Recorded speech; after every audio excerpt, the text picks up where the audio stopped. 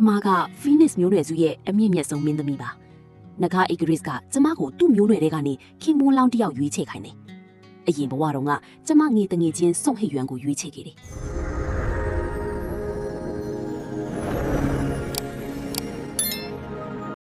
သူနဂါစစ်စစ်ဖြစ်လာဖို့ခံစားရမယ့်နာကျင်မှုတွေကိုတတ်တာစီဖို့ကျမရဲ့အသက်ဝိညာဉ်အတွင်းစွမ်းအင်လုံးကိုတောင်ပေးခဲ့တာပါ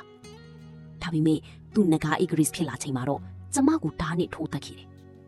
ကျမနေရာကိုဝင်ယူထားတဲ့ ring ငမလီရွှမ်းယူဝင်ကို Phoenix ဖြစ်လာအောင်ကူညီဖို့ကျမရဲ့စွမ်းအင်လုံးကိုလိုချင်လို့သာကျမကိုလက်ထပ်ခဲ့တာလို့သူပြောခဲ့တယ်။ပြီးတော့ကျမရဲ့အတောင်ပံတွေကိုနှုတ်အယိုးတွေကိုချိုးစွမ်းအင်လုံးကိုထုတ်ယူပြီးသွေးအိုင်ထဲမှာတိဆုံစေခဲ့တယ်။ဒါပေမဲ့မျက်လုံးပြန်ဖွင့်ကြည့်လိုက်တော့နာကျင်မှုတွေပျောက်ကွယ်သွားပြီ။ကျမခင်မုန်းလောင်ရွေးချယ်ရမယ်အဲ့ဒီနေ့ကိုပြန်ရောက်နေခဲ့တယ်။ကျမစကားမပြောရသေးခင်မှာပဲစုံဟေရွံကဒူထုတ်ပြီး Igris ကိုရှောက်တင်လိုက်တယ်။ကျမကသူ့ကိုသဘောကျနေမှန်းသိပြီးမြင်သူ့ချစ်တာလျိုရင်တယောက်ထိဖြစ်ကြောင်းသူတို့နှစ်ယောက်တစ္ဆာဆိုထားပြီးသားဖြစ်ကြောင်းဒါပေမဲ့ကျမကသူ့ကိုမခွေးနိုင်ဘူးဆိုတာသိလို့ကျမကိုမရပြန်ရဖြစ်လက်ခံပြီးမယ်ဆိုပြီးအရှက်မရှိပြောလာတယ်။ဒီစကားကြောင့်တခါလုံးအံ့ဩသွားကြတယ်။ Phoenix မင်းသမီးကဘသူ့ကိုရွေးအဲ့ဒီလူကနောက်ထပ်နဂါ Igris ဖြစ်လာမှလေ။နဂါ Igris ကဒေါသကြီးနဲ့ ring ငမလီကိုတတ်ဖြစ်ပြီးအဲ့ဒီတစ္ဆာကတိကိုဖြတ်ပြစ်ပြီလို့ချင်းချောက်တယ်။အဲ့ဒီအခါစုံဟေရွံကကျမကိုမကြည့်မနှက်ကြည့်တယ်။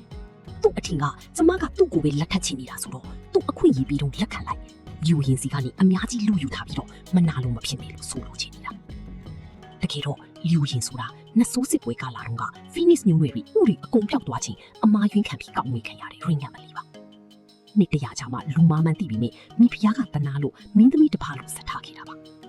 ကျမကိုပြန်ရှာတွေ့တဲ့အချိန်ရောက်တော့နှခါနန်းတော်ကိုစီလုတ်ခံရတယ်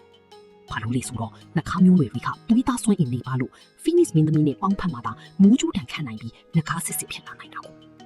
ဒါကို Igris ကလွှဲပြီးဘယ်သူမှမသိကြဘူး။စုံဟဲရွှံရဲ့စကားက Phoenix မျိုးနွယ်ကိုစော်ကားတယ်လို့ဖြစ်နေလို့ Igris ကသူ့ကိုပါချလိုက်ပြီးကျမကိုစိတ်ကြိုက်အပြစ်ပေးခိုင်းတယ်။ဒါပေမဲ့ကျမက Igris ကိုကျမဘသူ့ကိုလက်ထပ်ရမလဲဆိုတာစဉ်းစားပြီးပါပြီလို့ပြောလိုက်တယ်။ပြီးတော့ Igris ရဲ့လက်ထဲမှာကျမရွေးချယ်တဲ့သူရဲ့နာမည်ကိုရေးပြလိုက်ပြီးစိတ်ချင်းဆက်သွယ်စကားပြောလိုက်တယ်။ Igris ကသဘောတူပြီးမင်္ဂလာပွဲစီစဉ်ပေးမယ်လို့ပြောတယ်။ပြီးတော့စုံဟဲရွှံကိုအကျဲကျုပ်ချလိုက်တယ်။စုံဟဲရွှံကတော့သူ့ကိုပဲရွေးလိုက်တယ်ထင်ပြီးပြုံးစည်းစည်းလုပ်နေတယ်။ကျမကတော့သူ့ကိုလစ်လျူရှုပြီးထောင်းတနေရာကချိုးအမဲရောင်တဲ့လူငယ်လေးတယောက်ကိုပဲအတိတ်ပဲပါကြည့်လိုက်တယ်။အပြင်ရောက်တော့စုံဟဲရွှံနဲ့လျိုရင်တို့စောင့်နေကြတယ်။လျိုရင်ကသူတို့နှစ်ယောက်ကိုသဘောတူပြီးလို့ကျေးဇူးတင်ကြောင်းနဲ့ကောင်းကင်ဘုံကမိဘတွေသိရင်ဝမ်းသာနေမှာပဲလို့ဟန်ဆောင်ပန်းဆောင်ပြောလာတယ်။အရင်ဘဝကဆိုကျမကအဲ့ဒီရင်းနှက်လင်မယားလျိုရင်ရဲ့မိဘတွေကိုအားနာပြီးလျိုရင်ကိုအမြဲအလျှော့ပေးခဲ့တာ။တကယ်တော့ကျမကိုကောက်မွေးထားတဲ့အဲ့ဒီသဘောကောင်းတဲ့လင်မယားကိုတားရဲတွေစားအောင်လျိုရင်ကိုယ်တိုင်ကကျမကိုရှင်းထုတ်ချင်လို့အကွက်ဆင်ခဲ့တာဆိုတာမသိခင်လေးတွေမှာကျမသိခဲ့ရတာလေ